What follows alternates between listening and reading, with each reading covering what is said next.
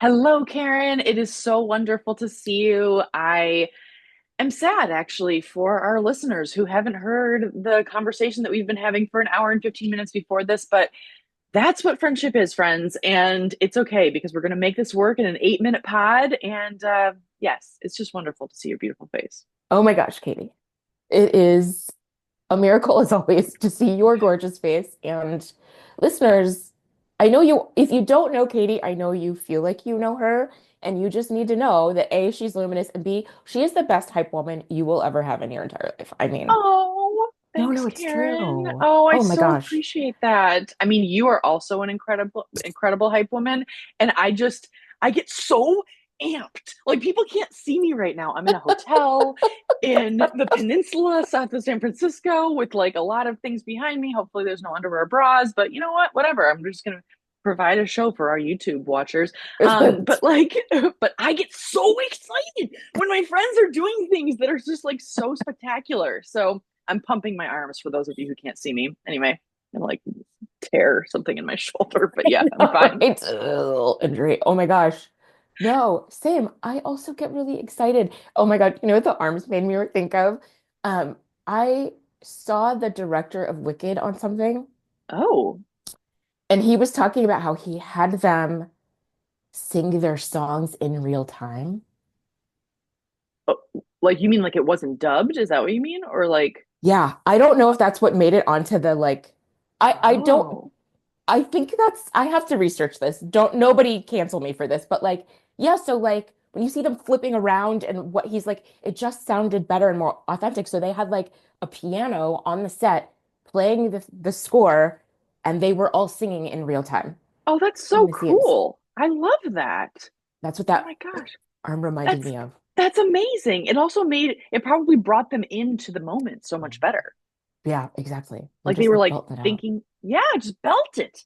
Just like I hate to tell you, Karen, but I still have yet to see Wicked. Oh my God, I thought you'd seen Wicked. I know. I was supposed to like multiple times. I have a friend in Bend that wanted to see it in 3D, and I was like, I get nauseous. I'm sorry. I have vertigo very, very easily. And she was like, oh, it's fine. I guess I should really consider not going also. And then I texted her 3 days later and she's like, I saw it 4 times in 2 days. And I was like, okay, sorry, I missed that experience. I mean, I think it's on Amazon Prime now, right? Yes, you can definitely stream it. Okay, stream Uh, it, but not in 3D. I don't know. I get like nauseous easily. But anyway, it's all good. That was TMI. So yeah, I need to see it though. You've seen it. I saw it in the theater and I saw it in 3D. Wait, you did? Oh my I God, did you did. get nauseous? I did it. Well, it was very funny because I went with Sam and Sam didn't realize that the tickets were 3D. And so we get there and they hand us the glasses and we both are like, okay. You're like, oh, this And we is what both we're doing. wear glasses and we're like trying to like, okay, we're going with, I mean, we're here now. Who cares? Oh my God, I bet it was so much fun. That's amazing. Were people singing in the audience? Not that I could hear. Okay. Maybe they were just singing in their own heads. I mean, there are sing-along shows though that you can go. There are like sing-along tickets you buy to Wicked knowing that everybody's gonna sing. Oh, it's like a separate thing.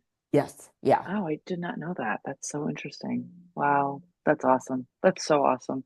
I love that we're talking about Wicked because I think I need to promise you that I'm going to see it within the next month or so, maybe 2 months. I'm going to be traveling, but I will say that I did. This is a weird segue that's not actually a segue, but it's just about promises that I've made to you, Karen, that Oh. sadly there's one that I have not kept, and I'm really sorry about this. I have yet to go to the Olive Garden down the street from my house and have Chardonnay at 11 a.m.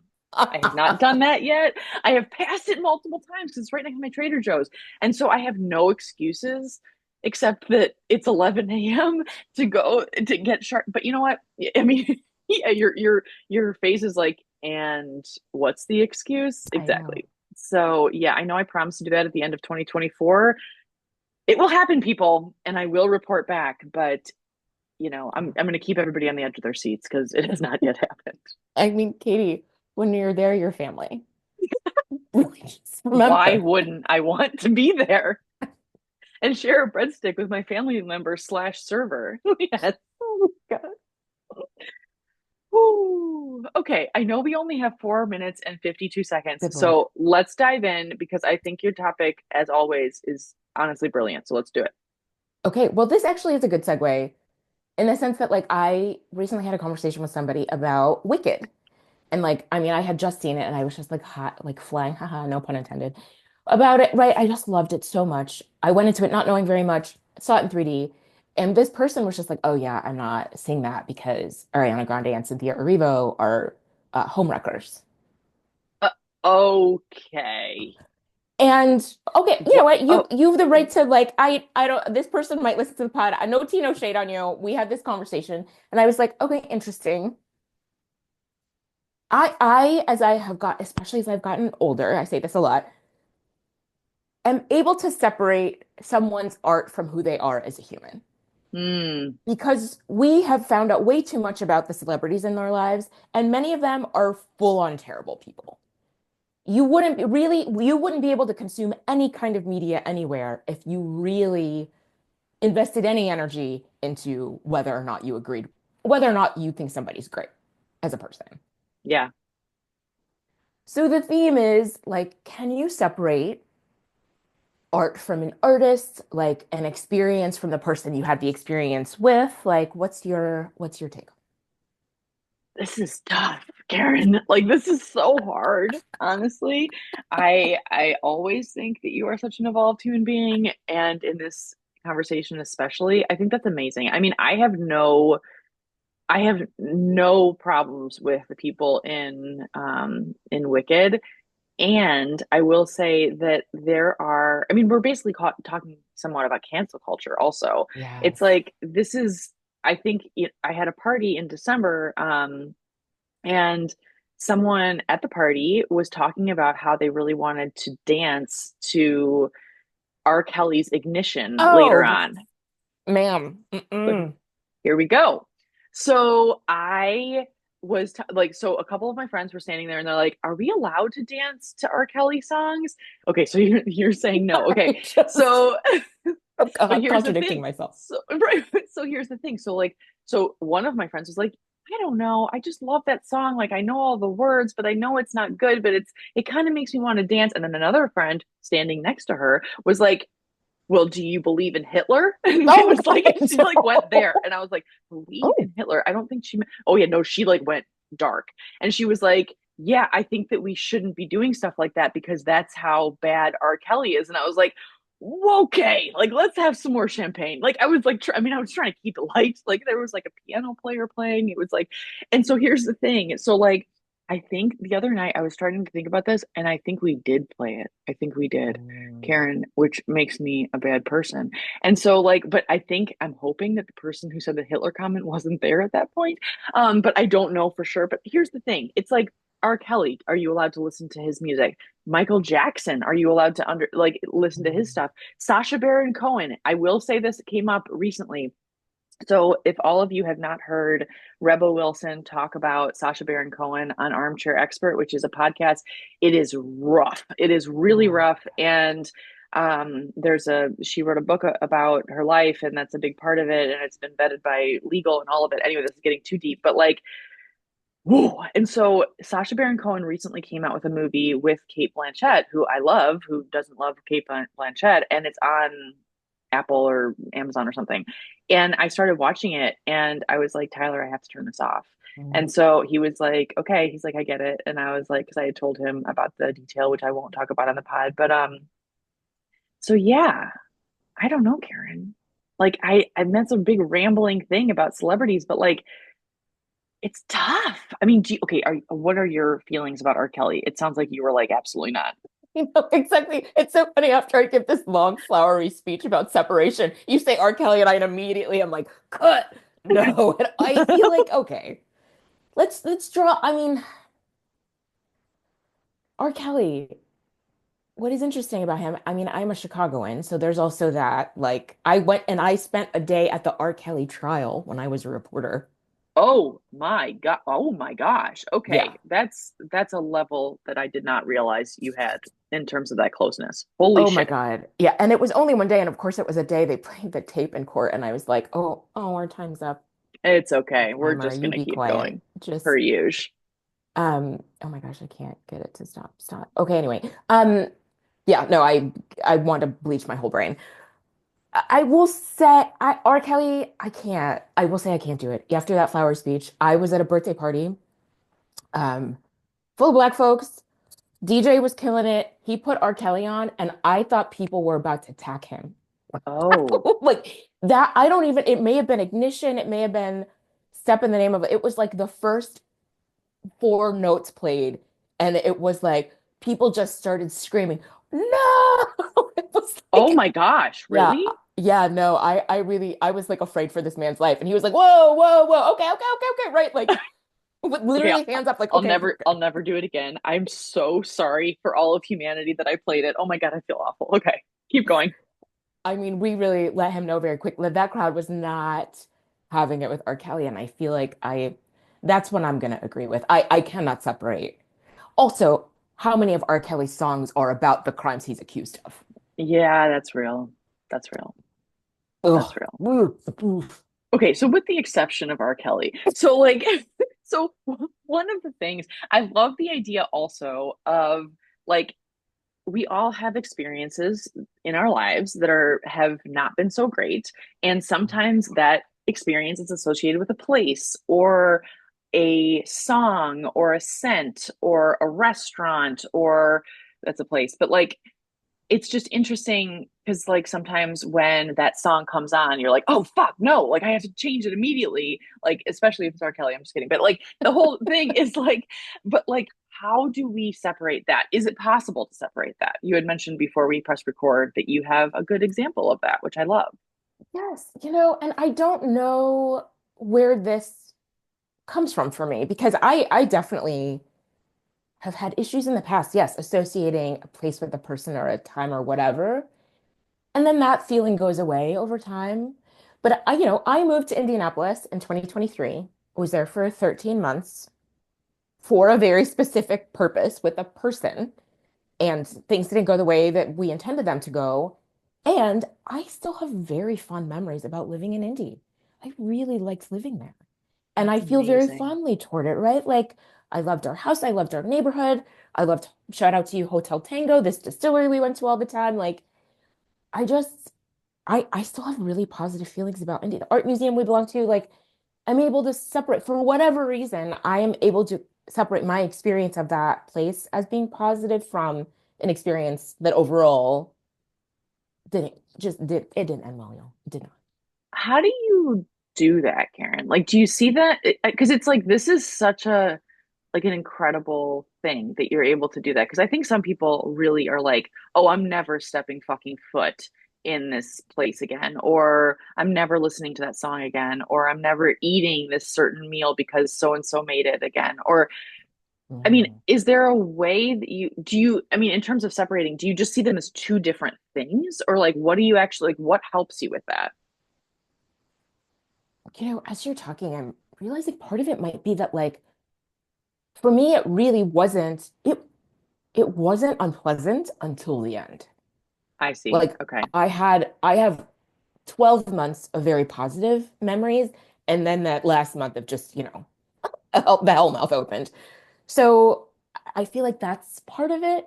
And that, like, yeah, it wasn't a terrible experience. I think overall, that's really what it comes down to, is that it was not a terrible experience. And I feel like you and I had this conversation maybe with Princess. It might even be on the last episode about like feeling the need to leave the place where the worst thing that ever happened to you happened.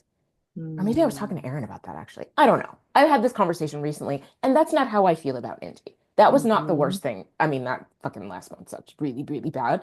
But okay, I don't feel like overall that was my experience there. Maybe that's part of it. I love that. I think that might have been me that had a conversation with someone at your party who is leaving the place that she's Mm. lived in many for a long time. And she is moving, but I don't know. It could have been another conversation that you had also, but I do remember, I just won't say her name, that told me at your party that she is leaving the place where she has lived for a long time because the worst thing that ever happened to her happened at that place.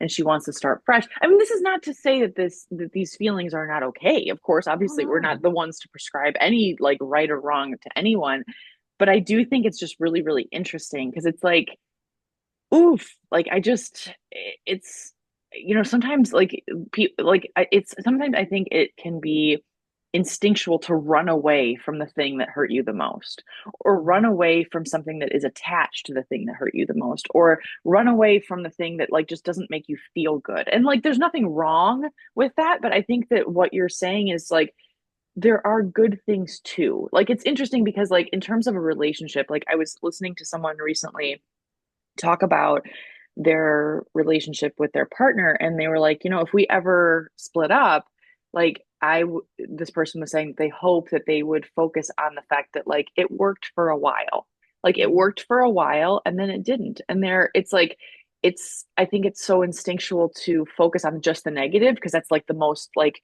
powerful emotion potentially that like stays with you, but like there's also good in what was in the beginning, or what, I don't know what I'm trying to say. I feel like I'm rambling now, but like I don't know. It's just it's like what you're bringing up for me is just that there is good in most things. And then it's yeah, right. And that like you have taught me, like multiple things can be true at the same time. Yes. And I do think we focus, I think that's such a good way to put it, like the negative emotion is the stronger one. I feel like it also, part of it for me is also being very clear that I don't want to live with regret. Oh, Like yes. Like in you know what life, I just mean? in general. In general, like I really reject the idea like, oh, I shouldn't have done that or whatever. Like I have learned something. The best lessons in my life have come from the hardest fucking things. Full stop. And they sucked at the time. I wish I hadn't gone through it. And I did. And I got out the other side of it. And I want to take lessons from it. And I don't, even decisions I've made that I'm like, damn, well, that was not great.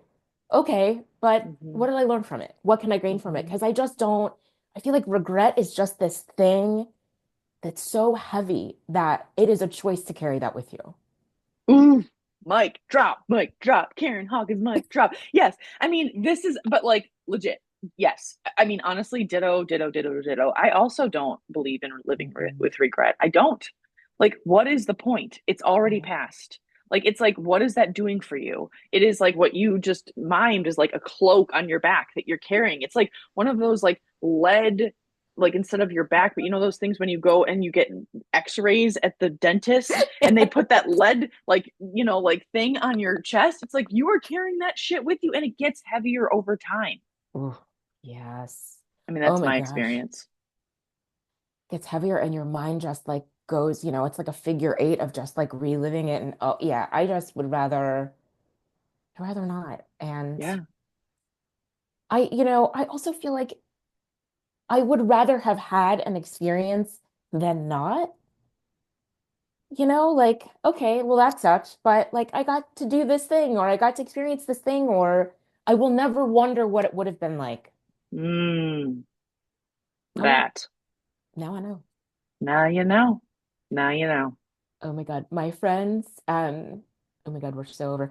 My friends who have baby Jojo, the 2-year-old who loves Pink Pony Club by Chappell Roan, Oh yes. Catherine, the mom, I wrote a column once years ago, and it makes me cry. It inspired her to apply for a program that she got Oh. into. Yes, and I said something about never wondering, and so she referred to me as Never Wonder Woman, or that she Oh my wanted to be Never Wonder gosh. Woman. And Wow. I just love that idea. Like, yeah, you don't just do it because otherwise you'll always wonder what that would have been like. Well, now you know. Maybe it was great. Maybe it was great. Even if it was great, what did you get out of it? Oh, Yes. Oh my God, I love that. Never Wonder Woman. That I mean, honestly though, like I know we joke about merch, but actually that is like I just see this like in huge letters on like that's just I just love that because there are so many things I would imagine that our listeners are wondering about. Like, should I try this? I don't know. What if this happens? It's like we're trying to solve for the future when the future hasn't happened yet. Like you can trust your future self to make the decision that's right for you, and you can be a never Wonder Woman or a never wonder person, whatever gender Yes. you are. Doesn't matter. Never wonder. Oh my Never gosh, I love it. wonder. Yeah. Because it's like, why not? Life. We get one life. That's it. Yeah. Do the thing. I mean, which is one of your, I mean, I feel like that we landed on one of your ideas for today too. Like, yeah, just do the thing. Yes, Like, and it doesn't mean you don't have to be strategic about it. Like, we're of not course. encouraging you to be reckless about it, but figure out how to do it. Like, yeah, I just think yeah, it's a whole other conversation about getting stuck that you and I talk about a lot. Like, Totally. We get yeah, stuck and like we just like analysis paralysis and all the things. It's like something that you said before we hit record about like when people are at a crossroads and they're thinking about doing a lot of different things, it's like, you know, it's they usually know what they need to do. Like they yeah, usually actually know. Like this often happens when I talk to my sister and she'll be like, "Well, what about this? And what about this? And what about this?" And I'm just like, "I'm not here to give you advice." And I'll just say like, "I think you know what you want to do." And she's like, "Shit." And it's harder to actually embrace the thing that you actually know because only you know. exactly. Well, and just to be, I just think about being methodical about addressing your fear. Like, I feel like you and I talk about like sit down with your fear and have a conversation with it and write down all of its issues and then one by one go through them. What if this happens? Well, what if it's great? Well, what if that happens? Well, what if you figure it out? You know what I mean? Like, yeah, I feel like it's a good That's exercise. That's a very good exercise. Like put it like on a piece of paper and like the fear on the left and like the answer on the right. Like, Yes, yeah, it's like the devil and exactly. the angel on your shoulder. Like, what if it's great? That's really what it is. It's like, what if everything is awesome and you learn something awesome and like, and you can still go to Indy, friends, metaphor, but also true. Oh my I gosh, feel I like feel it. this could actually be like such a longer pod, but I know we have to go immediately because we are in the middle of our workday, friends, and we've got to jet. What were I'm we gonna say? sending a message. Hold on, I'm sending a message. Um, literally in our workday on Slack. It's fine. Okay. It's fine. We're all good. We're totally good. We're just making it work, and we're going to see each other very soon. And friends, with a very special guest who you all love. So tune in next week. You won't want to miss it. But it's wonderful seeing you, Karen. Thanks for making the time. It's just great to catch up. Have a great week, everybody. We will see you next time.